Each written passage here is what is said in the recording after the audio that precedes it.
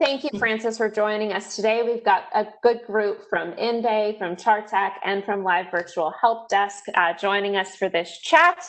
First things first, why are we all together? What really brought us here? And Dan is the one that really brought us together from the Live VHD side, but we don't want to hit too much on who we are and what we do. We really know you're here for the expertise that Francis and I are bringing to the table, but we did want to briefly address why we're all coming together. We all serve MSPs across the globe.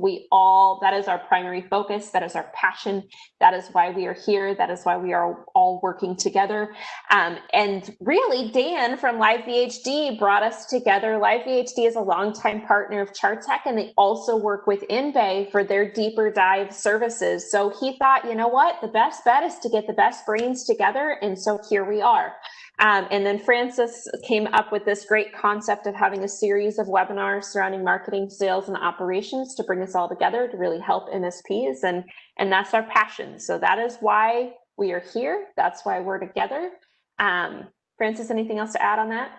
No, I think, no, you've nailed it. We, like you say, I think between us all, we all provide a lot of educational topics that we can help MSPs with, and anything really to help you increase revenue and improve operations. So that's kind of why we're here today. And we're going to cover marketing first. This will be the first session. So Awesome. let us know, give us some feedback.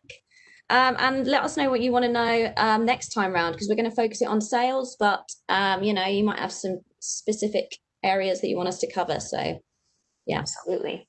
All right, a little bit about us as we get started here. I'm the director of marketing for CharTech and ARC Technology. So we are a company that prides ourselves on helping MSPs get to the next level. So we are a training-based organization that helps you with your sales, with your marketing process, with your operations processes, all from the standpoint of we are an MSP ourselves. And then we partner with organizations like VHD and InBay to help you guys actually get there. They're the products end of what we're doing.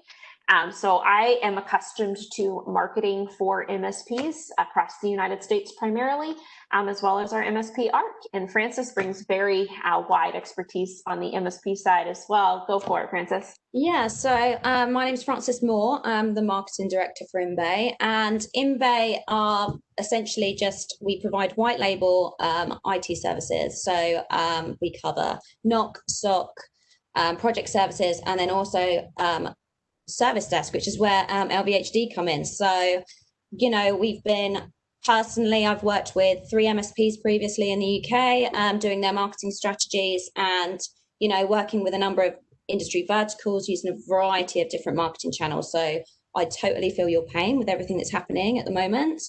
I've been in the IT industry for around 9 years now. So I'm hoping after today we can you know, some of this presentation will help you during this current pandemic and give you some hints and tips about marketing. There you go. All right. Yeah. So Francis alluded to it. Where we are is in the midst of pandemic. In the US, we're in the midst of election season. We're in the midst of trying to figure out virtual school. We're in the midst of trying to figure out virtual work. As you guys can see, I am working from home, although that is my usual. But welcome to the club for a lot of people that are still, you know, that are working from home, that are working through these pieces. This situation is unprecedented in that we thought in March, when this all started, that maybe it would blow over in a few weeks, and here we still are. So it's a big deal. But what that has meant is that we can't change completely our strategies. We can't change completely what we're doing. We can't just hide. Whereas some people were saying that they get to go learn new languages, people in MSP and IT businesses, they were seeing a major uptick in terms of what was going on and what's happening. And that's still where we're at. Francis, I'm sure you're experiencing something very similar with all the MSPs you're working with. Yeah, do you know what? It's absolutely mad at the moment. I think we're finding that a lot of the MSPs we are working with, you know, they're cutting back on you know, having to make people redundant. And I personally, I don't think it's the right way to go. Like, there's certain ways that you can, you know, change your marketing techniques, change the way you're approaching this whole situation, you know, I'd guess go down different industry verticals to try and generate new business. Like, I think, we need to keep selling, don't we? Yes, absolutely. And this is you bring up the best point is we had some people concerned about the fact that that we're selling and they're thinking that it's unfair to the world that we are selling and that we need to keep selling and we need to keep doing things. And I've had a ton of people say, man, it's crass that you're sending out a marketing message right now. And I think it's the exact opposite. We are in a position. I couldn't agree more. Yeah, go for it. No, I literally couldn't agree more. Like, it's like, in my eyes, it's okay to keep selling. Like, being open for business doesn't means you need to you still need to generate that revenue. Like, you don't need to feel bad about contacting businesses, because I think it's just how you position the sales and marketing efforts. Absolutely. So instead of, for example, pushing your amazing services, it's calling people up and saying, is there anything I can do to help you at the moment? Like, what's happening with your flexible working? Have you got this nailed? Have you thought about this? It's just about shifting the way you do your marketing or you do your sales. That's all I think. You should feel proud that you'll still be able to provide value to these businesses. Yeah, this is a situation where we can actually help. And we're helpful to anybody on any day of the week, right? But in this particular situation, we're able to help more than any other industry, it feels like, because we can bring these people virtual. We can send people home to work securely. We can actually help them get through this. So it is not crass. It is absolutely necessary and helpful to reach out to them and say, we can help you right now. And to Francis's point, you don't call up and pitch your, hey, I think now's the best time to sign an MSP agreement. No, you reach out sensitive to the situation and you're not tone deaf to what's going on, but you reach out with a quality message about how you can help and asking what you can do. Plus, it's like the ideal situation at the moment, in the sense that we're all in the same boat. So everyone's got something to talk about. So you're not just calling them up with a cold call. It's just like, oh, how's it going? Like, what's happening in your area of the world? And you've got something in common that you can talk about. And, for example, I've got my 1-year-old downstairs. Like, you'll probably hear him screaming in a minute because I'm working from home. It's those personal messages that you should share that will help you build relationships with those businesses. That's exactly it. That's exactly it. So you have to keep reaching out. You have to keep doing things. Now, what I will say is, like Francis said, don't reach out with your same script. Don't reach out with your same cold call script and just presume that the whole world is tone deaf to what's happening. This happened a lot. It's kind of toned down now, but in March and April, you could tell the people that were paying people to cold call, because we just got the same script, the same message, the same thing. And it was like, the pandemic wasn't happening. The world wasn't in upheaval, and they just were proceeding onward. And we're sitting there thinking, did you live under a rock? I mean, what is it that you're doing that is so different? So make sure you are paying attention and you're sensitive, but it's a perfect time.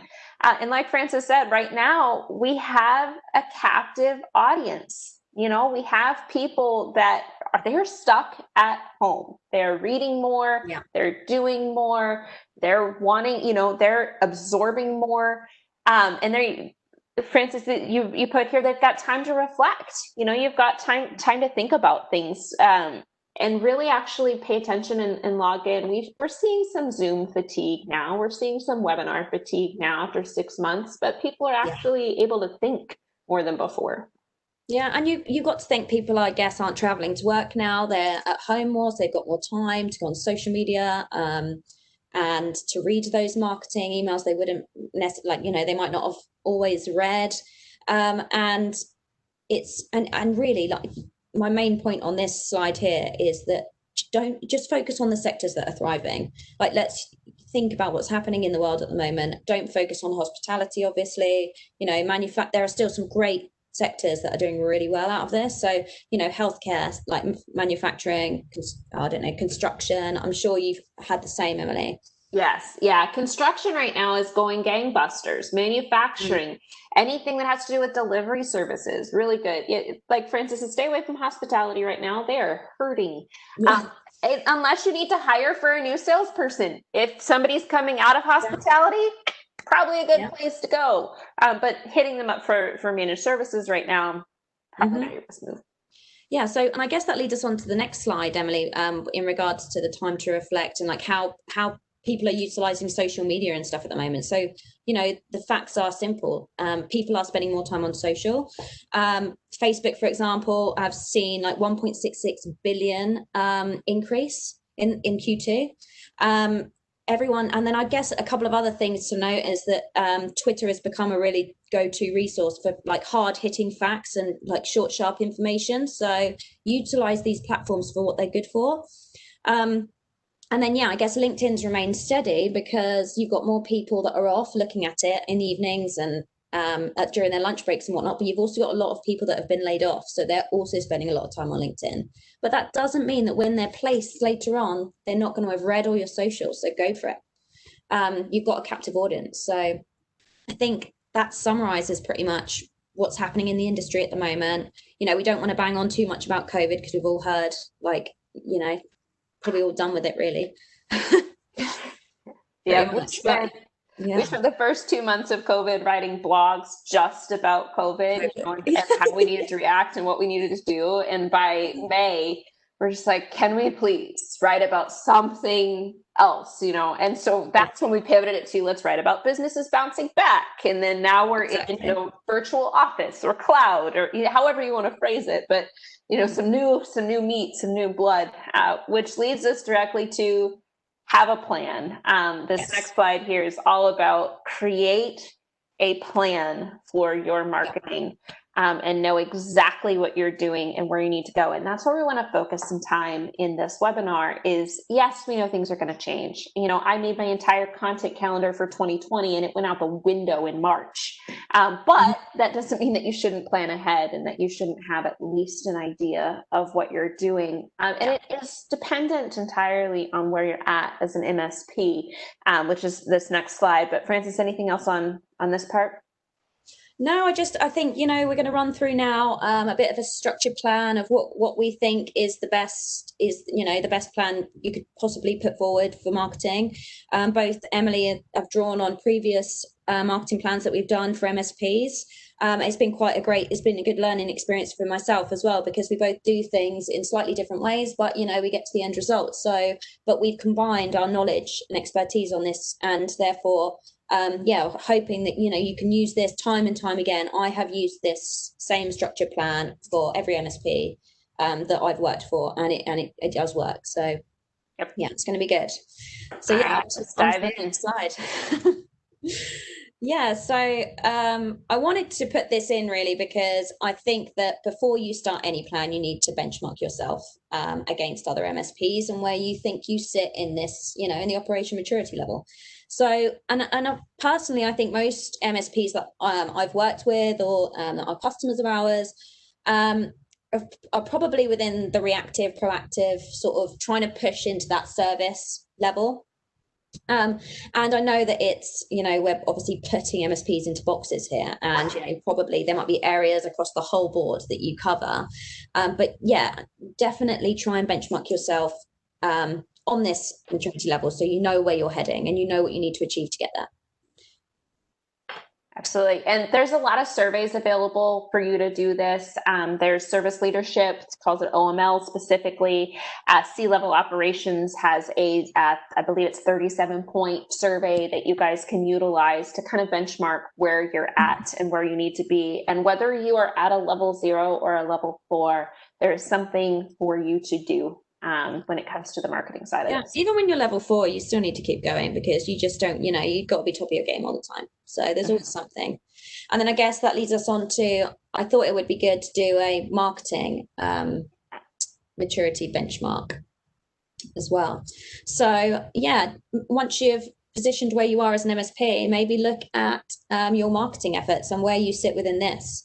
And like I said before, you might cover a couple of these, but I do find that most of the MSPs I work with are probably more reactive in this sense, / proactive. It's kind of, I don't know about you, Emalee, if you...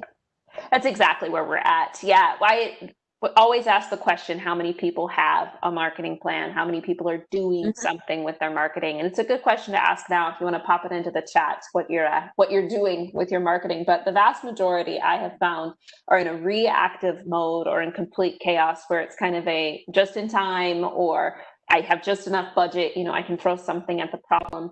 The vast majority haven't moved up to that service side of it where they actually know what they're, true planning. Yeah, exactly. Okay, so whether you're at this level 0 or you're at level 4, the planning processes that Frances and I are going to go through today, I'm going to walk through my process. She's going to walk through her process. We're going to meld these processes together. Is a perfectly reasonable thing for you to sit down and do right now, especially as you're planning for Q4, but also planning into next year. And traditionally, I would say you make this a full 12-month plan.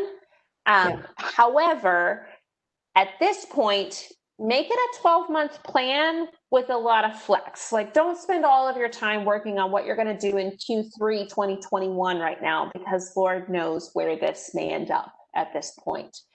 So that's something that you want to definitely pay attention to as you go through it. So put more detail into Q4, Q1, but definitely this process is applicable across the board. So here we go with, this is the wheel of planning process. All right, so I want to start at the top here with your vision, and we're going to kind of bounce back and forth to this slide and to how Frances's plan works in with this, and kind of build this all up together with all the pieces and parts. But the very first thing you want to start with is your vision. And I'm not talking about your fluffy vision here. I'm talking about where at the end of the day you want to end up from a customer perspective. So Frances translates that directly into KPIs, and we'll get into that in just a second. So I'm going to do a quick overview of what these pieces are, and then we're going to dive deep into the pieces. So the vision itself is from a sales perspective where you want to end up. Now, it is absolutely critical that we make this point. Marketing and sales are measured differently. And Frances, I'm sure you ran into this challenge all the time, where the marketing team is measured on the success of the sales team, and that is not the way things should be. Whether marketing delivers a closed deal is not really marketing's gig. It's marketing's gig to get somebody to raise their hand and say they're interested. They want to hear more, fill out a form, but read enough stuff that when you call them, it's relevant. So just make sure you have your measures a little bit, your metrics separated to where marketing isn't held accountable for whether sales botched the sale at the end of the day, but you do also have to measure based on revenue. Yeah.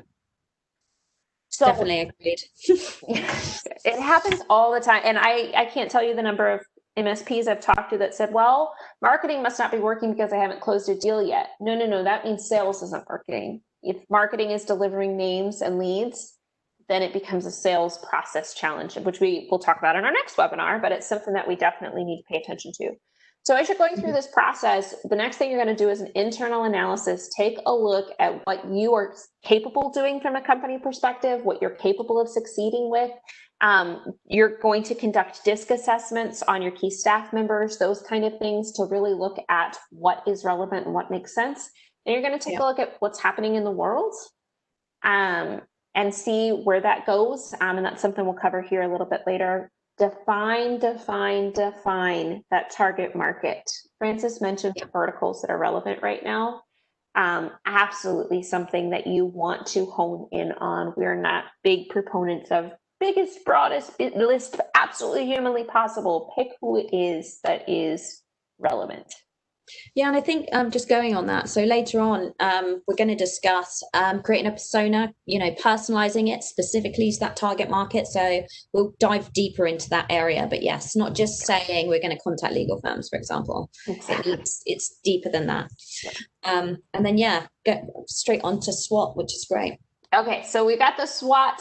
So the SWOT is an assessment that tons of people use: strengths, weaknesses, opportunities, and threats. We'll go into the details of what it is and how to conduct it. But if you glaze over when you hear SWOT, just wait for this next part, because most times you don't utilize your SWOT. You just sit there, you write it up, you've got your bullet points, you're like, yay, here it is. You may have paid consulting companies buco bucks just to write up this SWOT. I believe in making the SWOT usable. So you do what is called strategic math after we complete that SWOT analysis. And the strategic math will push us into our critical issues, 3 to 5 things that we need to solve this year, which will push us into our objectives, the numerical portion of it, which will push us into our tactics that we're going to use, which then you'll be concerned that budget's all the way over here, but it's objective and task budgeting. We're not going to go into a whole lot of detail about budget in this webinar, but we're going to talk about how it really needs to fit in. Then you execute, measure, revise, and away we go again around the loop. So that's what we're going to be covering here, is all these parts. Frances, thoughts on the whole process before you dive in?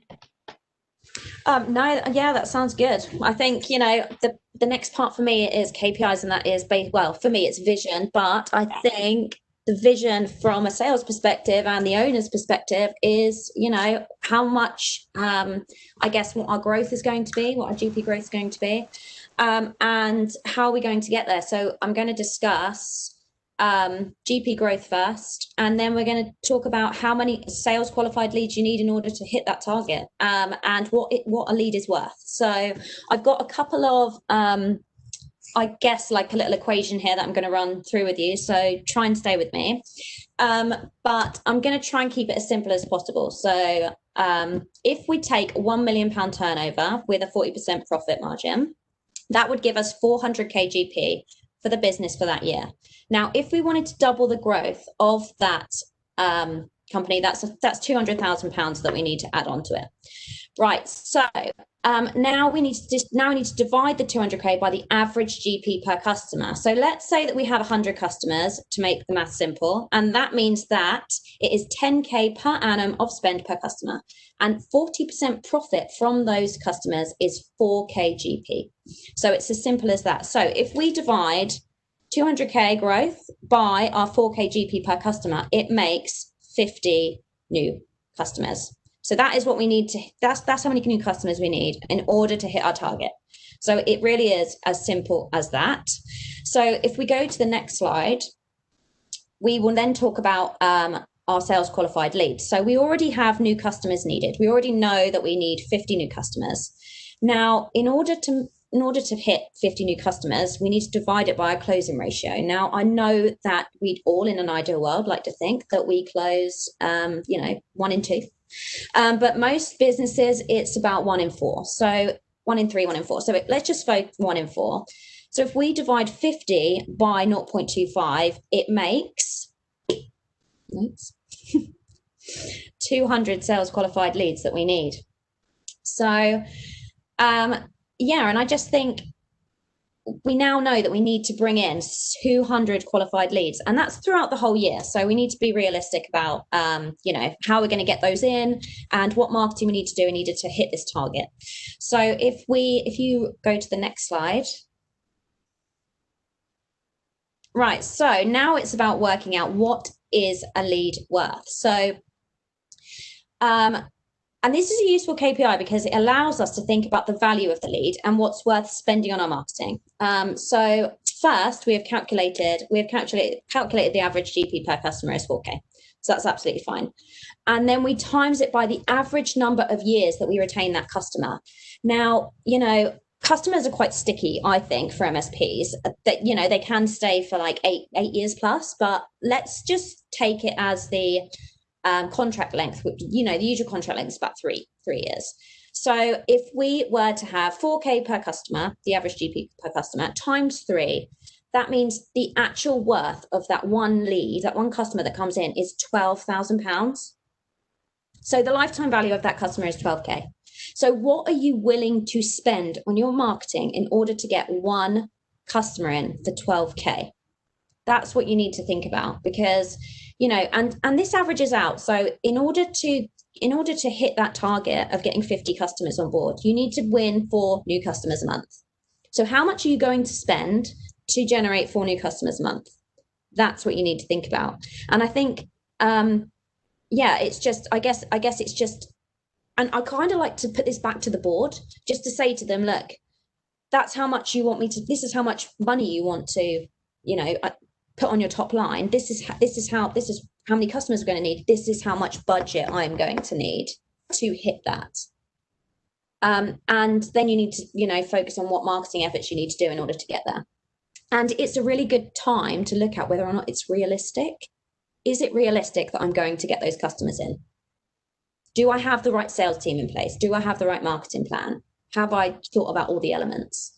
And I think going on to your slide next, Emalee, is actually a really good way of looking at it in a different way. But it really does show you at what level you need each. You need how many you need and how many drop off as the list goes down. Exactly. So we look at it from a reverse engineering the funnel perspective. So you end up in a pretty same place, but we're going to build our funnel backwards. And I'm actually going to build our way through the sales process as we go. So if we want to close 4 customers, which is exactly the number that Francis talked about. And traditionally, we find between 2 and 4 net new agreements per month is going to get you to your goals if your average client is about $2,500 per month. So that's essentially what we're looking at from a revenue perspective, translating this in. So if we want to close 4 of those deals, and we traditionally close 50% of the people that we present to. So these are the people, we've completed the discovery, we've completed the whole process. We're getting in there to actually sign a presentation or to sign a deal. We're going in and doing our full bore, eating lunch, PowerPoint presentation, proposal. If we close 50% of those, we need to present 8 times. Now, that means we need to conduct 10 discoveries. Now, ideally, we're pulling 100% of our discoveries through to presentations, but I like to be a little bit conservative here because people drop off for whatever reason. All of a sudden, the CEO is not available. All of a sudden, the decision makers aren't available. All of a sudden, they just push everything off. All of a sudden, the pandemic hits and they don't want to bring anybody in-house. Things happen, right? So 80% of your discoveries turn into a presentation. So then we need to do 10 discoveries then. Now, the first appointment, this is where either you are going out to visit them or they have called in directly and you are able to turn it into a discovery completely. So by diagnostic questions, qualifications, all of those things, you're closing 50% of your first appointments to discoveries. So you need to do 20 first appointments. Then you've got another step in this puzzle. That's 40 first interactions. So that first interaction is when they first call you up and you say, "Hi, how can I help you?" And they say, "Hey, we've got a system down. What can I do?" Or you've reached out to them enough times based on your marketing materials. We find it's about 5 to 7, if not more, phone touches after somebody shows interest in your emails that you are then able to get closed on a first appointment. So if we close 50% of those, you're disqualifying the people that it's their grandmother's basement. You're keeping the people that are completely relevant. 50%, you need to do 40 first interactions, which if you have 10% of the people responding to your marketing message to actually turn that into a first interaction, you need to send out 400 marketing messages. Now, as if you're getting 10%. Yes, yeah. Qualifying number on that, 10% for us is a bare minimum open rate on emails. Then you have 2 to 4% of people actually clicking through on those emails. So then what that translates into is we like to calculate up to a lead score of 30 before we find that they're really worth reaching out to. So meaning they've opened at least 3 to 4 emails. They've clicked at least 3 to 4 links. So your list needs to be even bigger than that to get 10% interaction. Yeah. But those 4 wins are worth, Exactly. They're worth that 12K gross profit that we were talking about, we also look at it, they're worth $72,000 in agreement revenue. Exactly. Average one is about 2,500. Now we like to look at a gross profit margin, bare minimum around 65% in your pricing of labor loaded to get to the numbers that Francis is talking about. So our numbers jive really well there what you're looking at. Exactly. So this is the vision part. This is the very first thing that you need to decide. And it's a little bit also looking at your internal analysis, internal market at this point. So if you have if you have a lead list, look at how many of those people actually might come through. That's the biggest thing that I see people struggle with is like, well, I need to close 1 to 2 clients a month, 2 to 4 clients a month, whatever number they throw out. They say, okay, great. What's the size of your lead list? And they say 100 people. Unless it's really hot 100 people, you got a problem. We got to work on that. Yeah, exactly. Exactly that. And, it's, you've got to start somewhere. This is a great benchmark. And you can have a look. And, this isn't just emails being sent out. This is just social. This is, any adverts that you've got going on. This is all of it. So, this isn't just leads coming from one marketing campaign or one, Absolutely. Yeah. It needs to be full circle. We missed something in the beginning when we were talking about this. If you have questions, put them in the chat. We're more than happy to answer them. Yes. And as Frances mentioned at the beginning, this is being recorded. So if you have to leave or hop off for any reason, absolutely. Another question, housekeeping question, was the slides availability. We can save this as a PDF for you, but the recording is going to be your better bet with it as we talk through those. So little housekeeping items before we go to the next piece here. All right. So now that we've got our internal analysis, we're working on those pieces, we've got our numbers figured out. Frances, hit it with this next piece here. Yeah, so I guess analysis. So I think due to COVID, sorry to say the C word, but the customer need is evolving. So and it's changing on an ongoing basis. So like Emalee said before, do your 12-month plan, but bearing in mind, like I usually do a campaign over 3 months. At the moment, I'm doing it monthly because of what's happening. But the best thing you can possibly do analysis-wise is listen to your customers, have a look at what's happening with your customers at the moment. And you can do this in a number of ways. So you can monitor their social media channels, see what they're posting about, see what they're talking about, maybe even speak to their sales and customer service teams, just to see what, see if they're calling up about certain issues and whatnot. I think if we keep pressing, Emalee, it will come up with some other bits, but yeah, it's really just it's just making sure that you are listening to what your customers have to say, doing it through a number of different ways, monitoring social media channels and whatnot, and just collecting that information and utilizing it to your advantage, focusing your marketing efforts on that side, that analysis side, I think, really. I have a ton of people that when I say pick a target market, they will then say, okay, well, how do I know what they want? How do I know what they need? And it's exactly what Frances is saying. If you have a customer in this market, interview them, talk to them, figure out what their pains are, what they're reading, where they go, what they're most concerned about, and then utilize that as an aggregate of the rest of the industry. Try to interview a couple different people so you don't just get one perspective, but you've got to talk to these customers. You've got to get out from behind the computer screen and really have a conversation with them and see what's happening. I think it can be done without, you might want to do those testimonials and whatnot, but you can do it quite subtly as well and get the account manager just to call them up and say, how's it going? Yep. And having those conversations. And also they're constantly posting about what's happening in their industry and their lives on social. So have a look on what's happening, what they're posting about, what their pain points are, and see if you can do something that way, for sure. And then once you kind of and then I guess it's we'll bring it back to what I said before. Don't push your product, push trying to help them. So, it can help you with, what's happening personal to them at that time. Yeah. Help with their problems, not with your solution. Yeah. 100%. And then I guess that leads us on to this, which is, personalization really is key. So, when sending targeted marketing campaigns, it's always best that you personalize content. Personalizing your content, it actually lifts revenue by 5%, 5 to 15%, which is mad. And at the most basic level, you need to be doing first name, obviously within emails and whatnot, but you can do it specifically based on industry sector and the language that you're using in those emails. And like Emalee said, if you look at your current customers, have a look at, if you're targeting a legal firm, for example, have a look at how many legal firms you've got and try and get some testimonials from them. Then when you're marketing to other legal firms, you can have their quotes on the emails.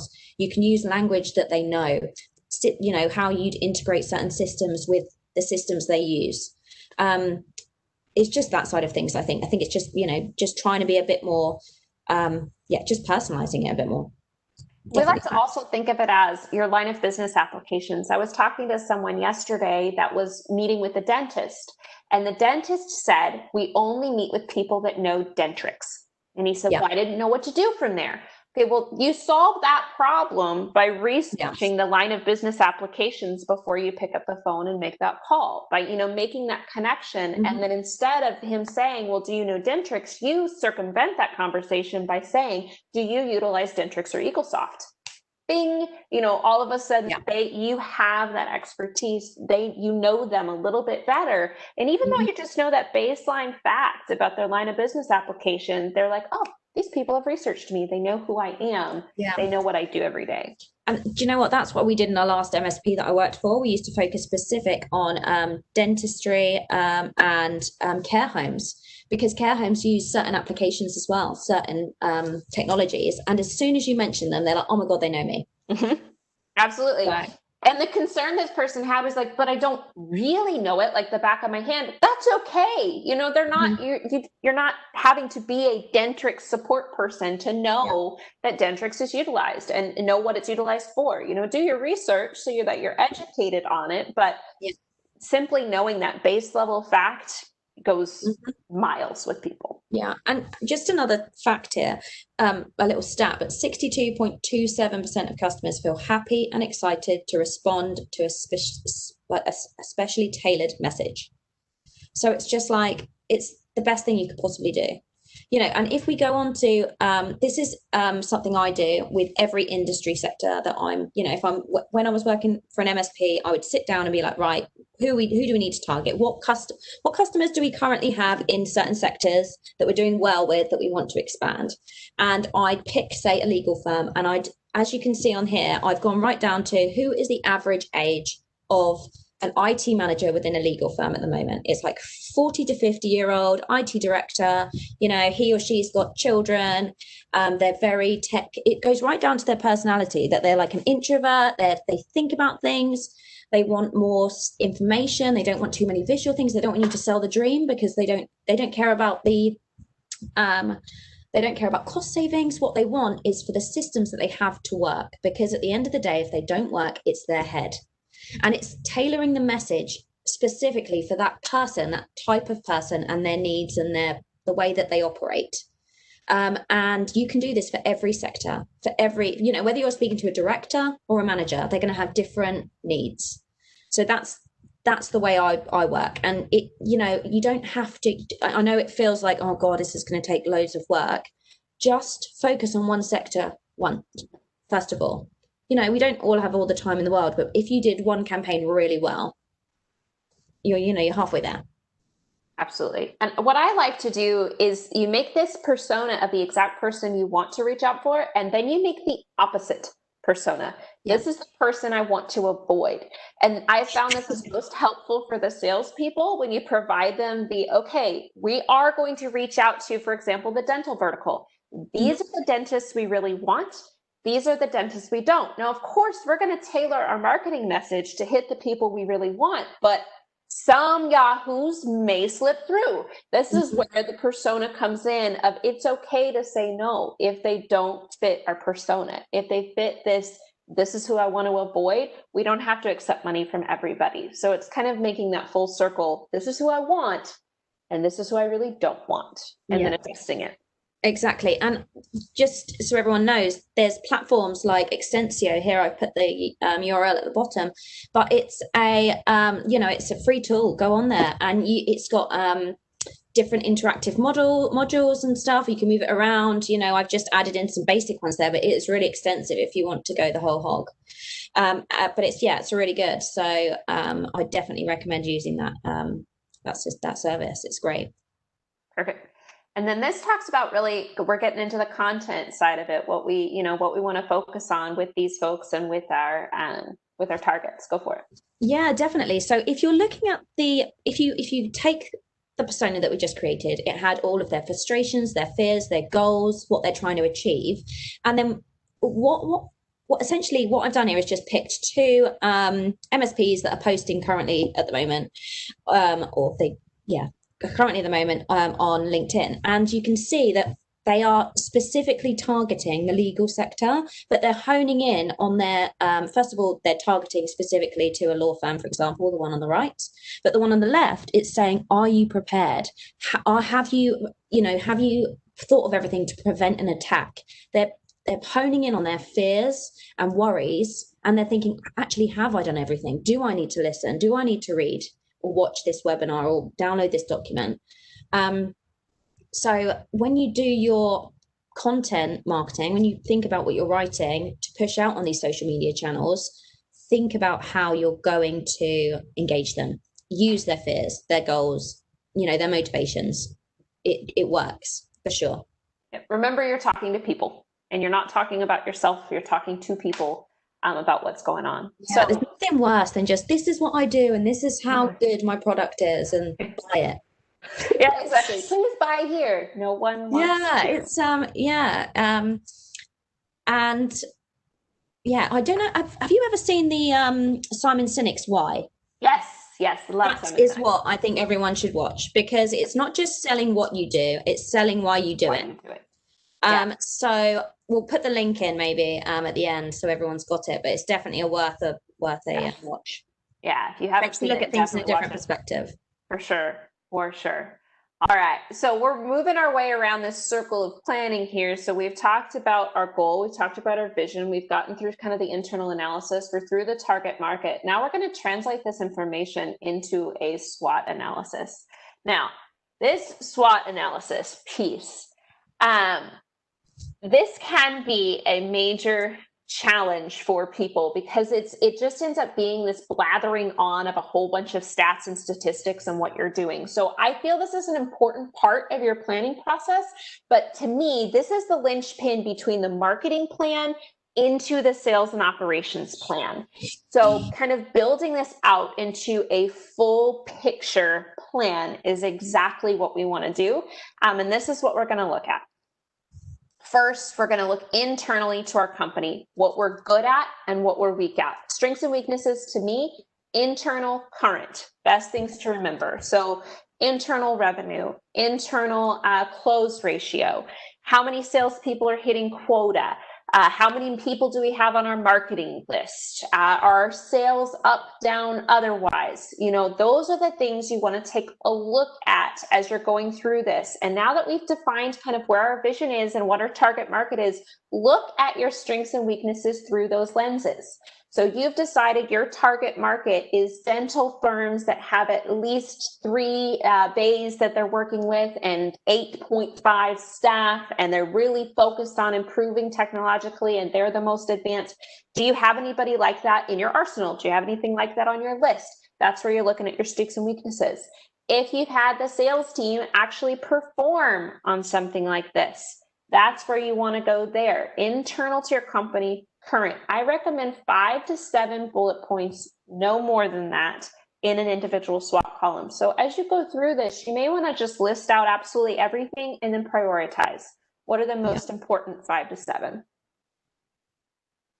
Then you turn externally. Go ahead, Francis. No. Okay. I think it's great. I think, do it like you say, and I think you're going on to the next point, which is, externally, if you can't do things in-house, what can you do? Yes, exactly. Utilize. Yeah. Sure. What are your opportunities and threats is next. So I like to think of these as external to your company and what's happening in the future. There are things you have a little bit less control over, but how can you turn? How can you pivot? If you don't have a marketing team in-house, what do? What is your opportunity? If you want to grow, but you don't have a strong enough help desk to grow, you don't have strong enough SOC services to grow, you don't have strong enough NOC services to grow, how do you turn? That's where Live PhD and InBay come in. The marketing side, that's where ChartTech comes in. So these are where your opportunities and threats really come up. Is what is external to your company that is going to affect you in both positive and negative ways. Threats for us. Right now, we're in the midst of election season. Whoever wins, what is going to impact your business and how is that going to be impacted? What is a potential threat moving through? Same thing with the strengths and weaknesses on the internal side, your opportunities and threats externally. You want to have 5 to 7 bullet points. You want to have 5 to 7 things you're thinking about and talking about as you move through. So once you get those done, this is where you put away your SWOT. You never think about it again like everybody does their SWOT, right? No, this is where you actually translate this into this next part of the puzzle, which is your critical issues and what you need to solve. And I call this doing strategic math. So you're going to draw internal to the external about what's going on and come up with 3 to 5 critical issues that you're solving. And these 3 to 5 critical issues need to circle back to exactly what we talked about earlier. They need to circle back to your target market. They need to circle back to your gross profit that you're looking for. They need to circle back to your leads. So this is how we draw this out. And this is where you kind of get spaghetti noodly about all of these things. And again, narrow it down from there. So first thing you're going to look at, how do your strengths and your threats work together? Those happen to create your vulnerabilities. So you're really good at something right now, but something in the industry, something in the future, something outside of your control is threatening that strength. So that is where your vulnerabilities come in. And there tend to be some pretty big problem children that we need to solve. So for example, if we are immensely good at closing dental firms as our strength, that has been our core bread and butter. We're really amazing at it.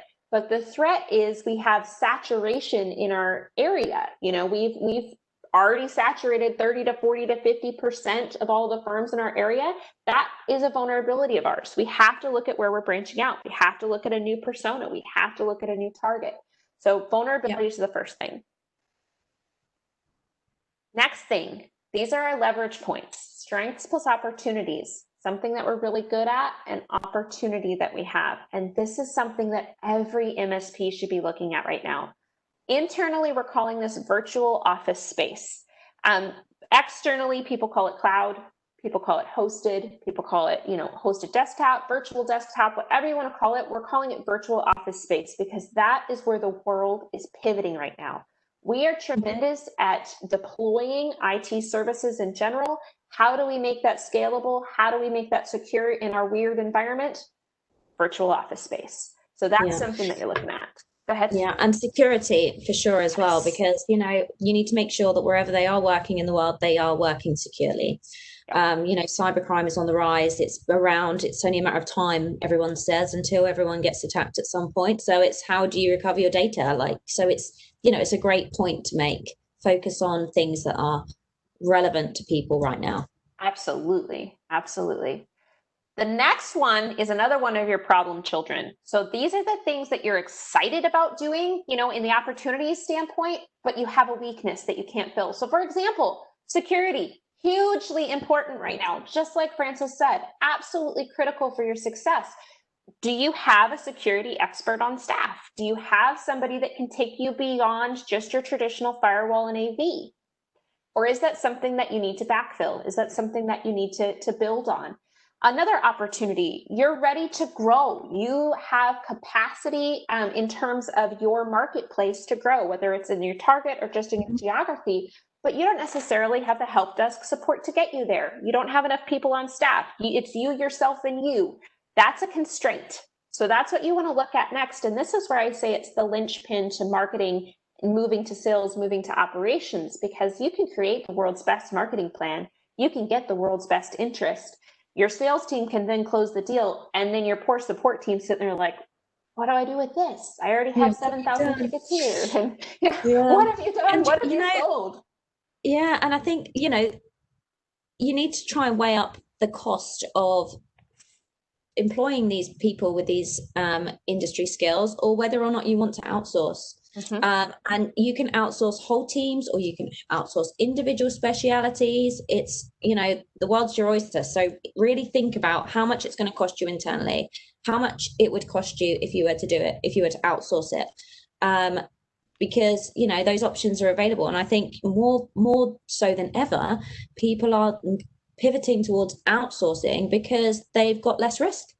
Yes. And yeah, it's just been mad at the moment. We think, we try to encourage people The customers were selling to outsource their managed services, to outsource their IT support because they aren't experts in that area. The same thing goes for you guys. If you're not marketing experts, if you're not sales experts, if you're not security experts, if you're not, help desk process oriented experts, outsource it. The opportunities are there, the people are there that can help you. And that's one of the best ways to get over these constraints. And people get it wrong. Like they think they have to do all or nothing, and they don't. They could just do a couple of people just to help them out. If in a specific like technology area, like, I don't know, third line knock, or some really high tech security people that just got all of the qualifications needed to win that business. So just definitely look at internal and external for sure. The last one is your problem children, major, major, major problem children. These are the ones where you're not good at something and something is threatening you right now. These typically become the very first thing that you need to solve. If there is something about to eat your lunch, you need to make sure you're prepared for it. These are the things right now that if you don't have a handle on security, if you don't have a handle on virtual office, if you don't have a handle on where your business is pivoting to next, this is the biggest problem for you to solve, because you can then translate it into your marketing. And I would encourage you to not just presume you have it solved. And I will say this because we have 30 different MSPs we market for across the US. And in September, we ran a campaign on virtual office space. And before we ran it, I told everyone that we were going to run this campaign. Do you have a solution set in mind? Do you have something laid out? How you're going to just deploy virtual hosted desktop? Do you have a data center you're working with? Do you have an internal, however you're going to deliver it, do you have it? And across the board, everybody said, yes, absolutely, run the campaign. And then we started getting leads on that campaign. And all of a sudden I started getting calls. They're like, we got this lead. They want this virtual office thing. I don't have it. I'm like, wait a second. You just said you had it. Last week we talked, you had it. And they're like, but we don't have it like this. So this is something where be very honest with yourself of, do you have it really, or do you have it in theory? If you have it in theory, figure out how to make it real, figure out how to work with the right people to make it real, to make something that you can actually implement. Definitely. You hit the nail on the head. There you go. All right. So as you're doing this math, I want you to narrow it down to 3 to 5 critical issues that you need to solve. What I'm seeing them be right now most often is how you're going to handle these pivots in the marketplace, whether it's security, whether it's virtual office. That's a big one. We have to figure out how to pivot.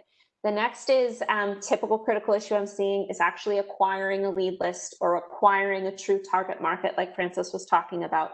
And then how you're going to pivot that into sales, how you're going to pivot that into actual closed deals. And then finally, how does that work when you're translating it from sales to your project team to your service delivery? So all of those pieces come together. And the goal in this exercise is absolutely make your marketing plan around it, but also figure out where you need to implement the rest of the team to solve these critical issues.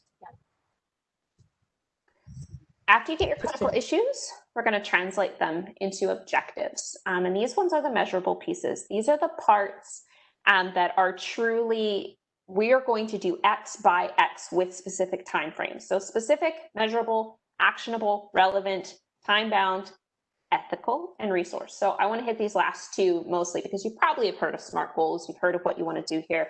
This is where I want specific numbers. I want you to take your vision from the beginning and turn it into, this is for real what is happening. So if we're talking about the 4K in profit per year per customer that you're looking for, when is that happening by? Are we doing that by next quarter? Are we doing that by next week? Are we doing that by next year? What does that look like? And then this last one, resource, the absolutely most critical component.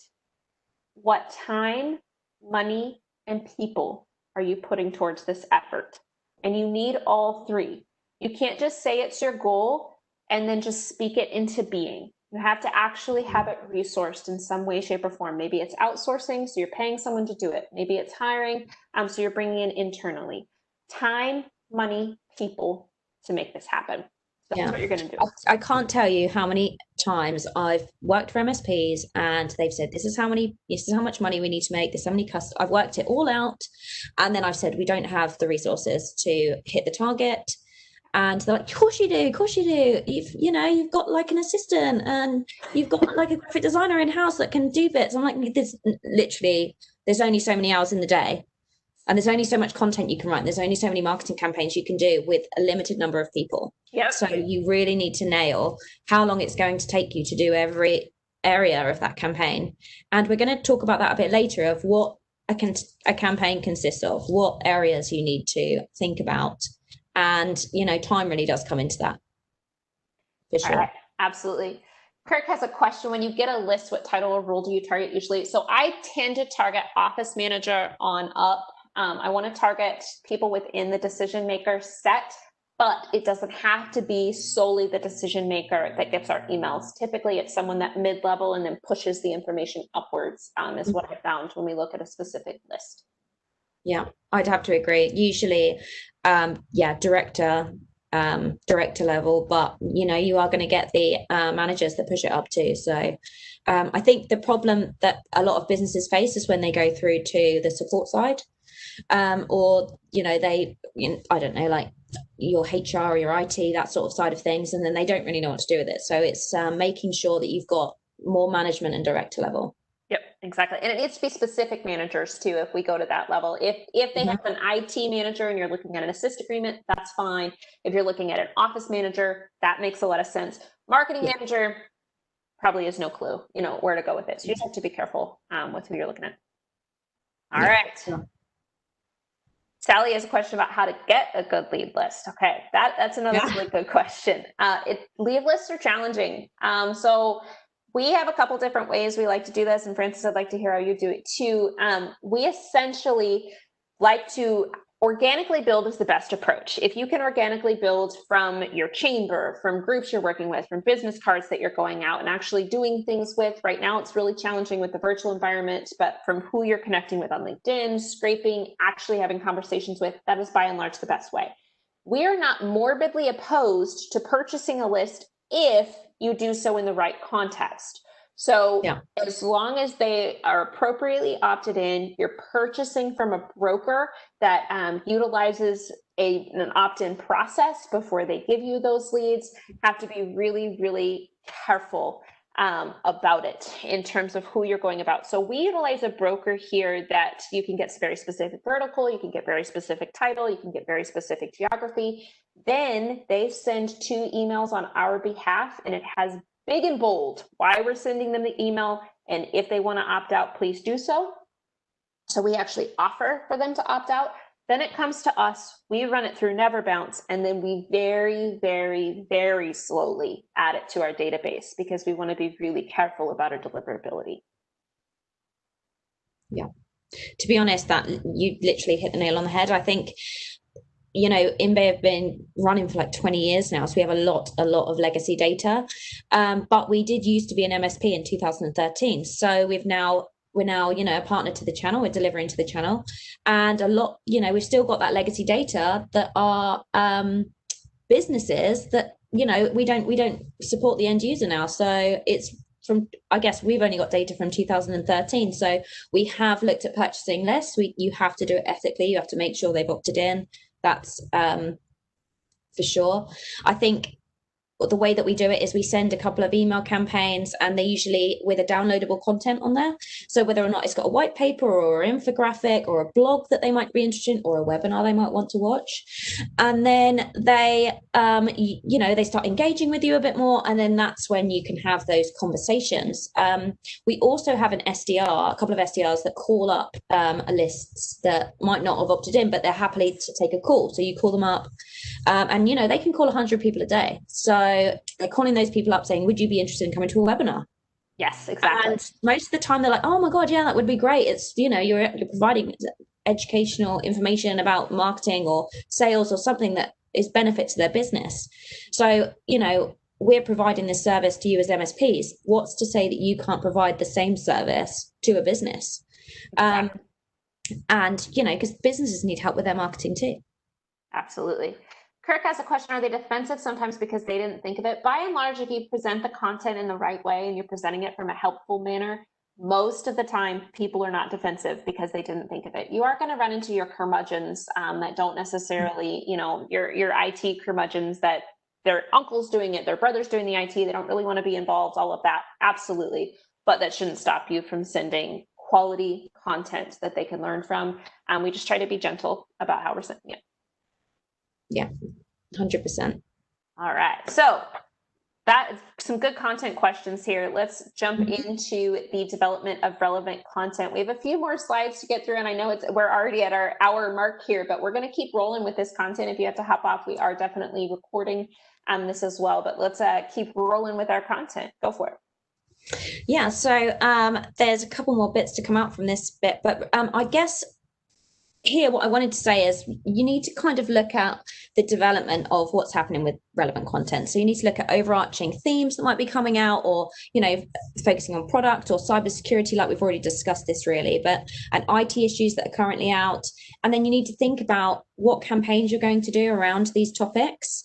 And I guess here I've also it's just an idea, maybe think of newsjacking and just thinking about ways that you can get your information out there, and just get, like you say, get the media involved, share your expertise, that sort of thing. Yeah, so our campaigns that we like to do are primarily content driven. They're driven around these particular issues. If we're doing a product focused, it has to be entirely based around the problems that everything is solving. Like Francis, we do our campaigns on a monthly basis right now. We used to run them on a quarterly. We've truncated that timeline. We typically like to do a specific focus for a month, build it up with blogs, build it up with resource, tie into what's going on in the world. Those are the best ways to get content. So for example, this is what we've got going on in the world. Tax 179 on our side is approaching. You have to have your projects deployed by December 31st. So we're moving the Tax 179 campaign in November so people actually sign up for their projects. So it could be moving to a virtual office, it could be new hardware, it could be a hardware refresh, all those kind of things. That's what you're looking at. In December, it is National Write a Business Plan month. So looking at, future planning, QBRs, TBRs, technology business reviews, those kind of things. And then 2021 outlook. This is kind of the dare we look ahead type of strategy that we're looking at. So basically the point is, like the last slide, pull in what's going on, pull in where you're at to develop this content and have it on a monthly basis. Definitely. And I think what you really need to think about here is when you're developing that content, time is of the essence. You don't have to write War and Peace. You don't want to have to put together a 10-page white paper. Like, we don't have time.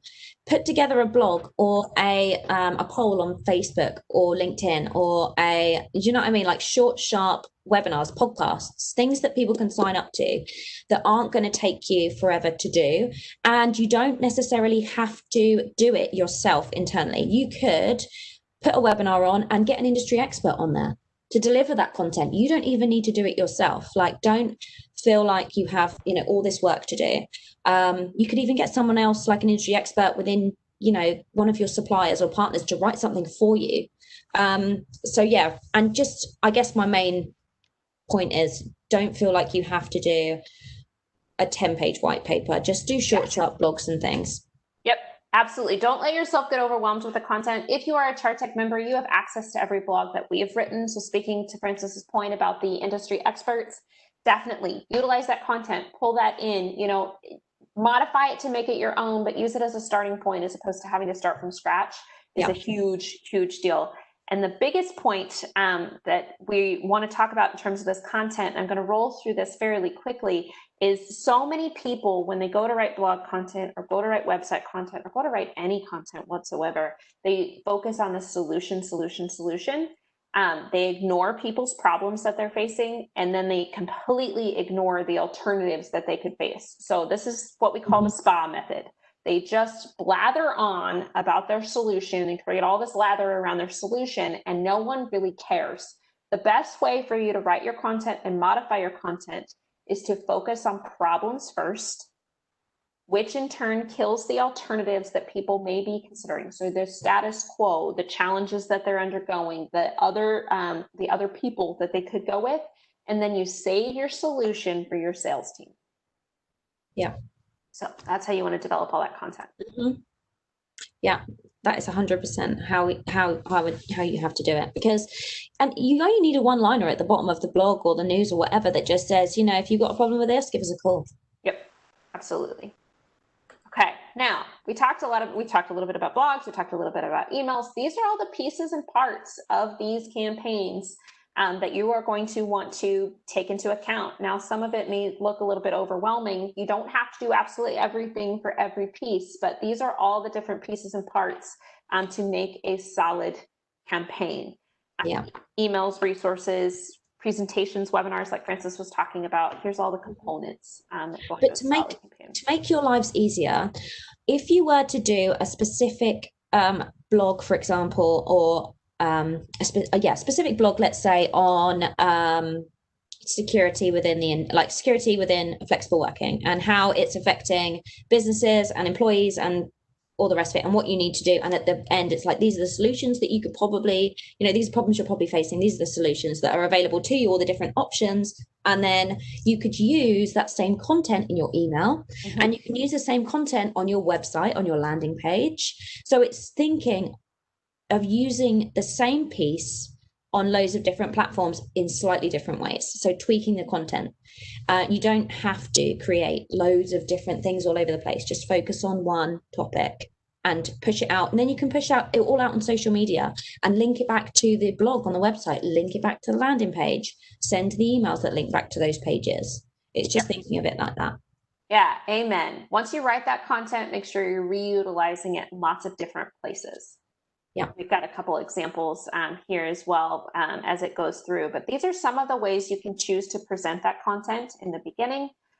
Remote work right now, hugely important, security, and then these are some of the best ways to get people to actually open and click. Yes, definitely. So top tips for sure. IT question time. Did you know? Like the ultimate guide to 7 ways to secure. It's just a couple of ideas there. And if we go to the next slide, Emily, I think we've put together just some ways to actually present it to people. And bearing in mind, if you go back to what we were saying earlier about personas, you've got some people that are like salespeople that are just very visual. They want short, sharp information. So the one on the right there that says 6 ways to boost your customer retention rate, it's like, excellent. Right, 4-minute read. I've got 4 minutes. I'm going to read it. Whereas your more technical IT director might be like, oh God, I need more information than that for me to click. So make sure you mix it up a bit. And, you could use the same content for all 3 posts. You just rewrite it in a slightly different way with different titles. Absolutely. So just try and be a bit more strategic, I guess. So this, I guess, leads us onto this page, which is, whatever marketing you do, make sure, so your targeted marketing, which is your emails, Facebook, social, all of that side has to come back to a landing page on your website. And then when it gets to your website, you have to have a call to action. They have to fill out something. And whether or not they're downloading something from you or they're signing up to an event, whether it's a white paper, a case study, an infographic, and then once you've captured their information, that is when you follow up. Yes. And the follow-up is absolutely the most critical part. You need to, if somebody fills in information on a form, typically if you follow up within 4 hours, you're 400% more likely to move forward something there. I just want you to follow up, period. Actively make a call, and more than just one call. If you make one call, make 2, make 3. We call it the 3x3 matrix, where you're at least doing 3 voicemails, 3 emails associated with it. You actually have some solid follow-up, which guides us into, we have a sales webinar coming up on November 3rd. We're taking this to the next step here. So we're going to bring in our sales counterparts to talk about really transitioning our sales environment, transitioning to what's next. And any questions that you guys have from this webinar too regarding sales, are going to guide them in that direction. But that's going to come up here on November 3rd. Like we talked about in the beginning, this is a series of materials from our 3 companies joining together here for this series. So that's what we have coming up on November 3rd. You will get a link out here soon to register for that as well, so that you're seeing it. So I want to make sure we highlighted that as we're moving into this next process, because it's one thing when you go through all of this and come up with all your content, come up with all your campaigns, and come up with everything you're doing. and another when it comes to the execution on the sales side and making sure we're not burning those leads. Yes, definitely. So in summary, now is a perfect time to market. Now is a perfect time to continue to move your efforts forward. If you haven't marketed yet, make sure you've got this going. You've got things moving forward. Make sure you're actually taking advantage of what's going on. So those are all things that you really want to pay attention to from a marketing perspective. And Frances put together these fantastic 10 takeaways from this webinar. Let's roll through them real quick. Go for it. Yeah. So I guess, first of all, benchmark where you are. It's, you always need to benchmark your business against, and your marketing efforts. And then you need to work out what a lead is worth to you so that you can understand how many leads you need to generate that top line revenue. That is 100% sure. Analysis is all about listening to your customers. And once you've done that analysis, make sure you personalize your content. Do your personas, work out exactly who you're trying to target. And I guess, like you said, Emalee, it's like going through that SWOT analysis, but looking at in all the different verticals that you can, setting clear objectives, measurable ones for sure, and making sure you've got the resources to deliver it. And then I guess it's creating content. So making sure you can create the content, and not only that, but making sure you're not writing War and Peace. Keep it simple. Focus on certain industry sectors or verticals, and make sure that you do one bit at a time. You don't have to go completely mad. It can get very overwhelming. And then I guess making sure that you cover every element. So if you're doing one campaign, making sure you try and cover a couple. So if you're going to do email, you might as well do social too. And then you're going to have a landing page. So make sure you just tie in a few of those, and make sure you follow the process. So I guess marketing, landing page, call to action, collecting, like filling out a form, and then follow up. Always sales follow up. And I think if you follow these 10 steps, you're guaranteed to have a bit more structure and win more business for sure. Absolutely. All right. And some of you may have been overwhelmed by different parts of this today, whether it's the marketing perspective or whether it's how are we actually going to deliver this from a service perspective moving forward. That is what ChartTech, InBay, and Live VHD are all here for, from the NOC perspective, the SOC perspective, the help desk perspective, and the training perspective, marketing implementation perspective. That is really why we are all here. That is what we're here to help with. That is what we're here to help with from an MSP, for all MSPs. That is all of our main focus. So shoot an email to membership@chartech.net with whatever you need help with, whether it's you need outsourced help desk, you need outsourced SOC, you need outsourced NOC, or you need help with the implementation of the marketing and sales. And we will point you to the right place. We'll get you pointed to the right group within this, making sure that we've got everybody that we need taken care of there. So just hit us with that email if you need any support, any help there. We've answered questions throughout this webinar. So we will go ahead and leave it open just a little bit for a couple more questions if we've got anybody else. Mostly everybody is thanking us for the groups here. And then what vendor do we use for our list that sends the opt-out? You actually can, Kirk, that question is from you. You're actually part of our premium marketing program. So you can work directly through us to get through that broker and that list. We can work through that with you. Anybody else also, we can help you with that list side. Thank you, Bobby. Sounds good, Emalee. You should get us involved too. Absolutely, happy to help. Happy to help. Yeah, please. The QA process. We've been working on that process for probably 12 to 14 months in terms of what the true QA needs to be on getting this list, and we finally got it nailed. So I absolutely could send you guys to them directly, but and you'd miss all of the. No, let's do it. I think it'd be great to use your expertise. Why not? There you go. Happy to help. Okay. Bobby says, thank you. This is a great recess. I want to thank you, Frances, for joining. Thank you, Dan, for putting this all together. Oh, Charlotte wants to know where we can get a good marketing maturity level survey. We will definitely, it's part of this slide group here. Charlotte, in your last Academy workbook, was a survey from C-level operations, and it's about 9 or 10 touches on that marketing side. So that's something that you can definitely utilize there, or Ari can help you out on your next call, get that taken care of. So we'll definitely help you out from there. All right, recording. Yes, Jessica, we will be sending a recording out of this to everybody that attended so you guys can see it all again. So we've got that. All right. Thank you, Frances. Thank you, Dan, for bringing us together. We will see you guys on November 3rd. Go for it. Thank you so much. Thank you. All right. Talk to you guys later. See you later, everyone. Bye.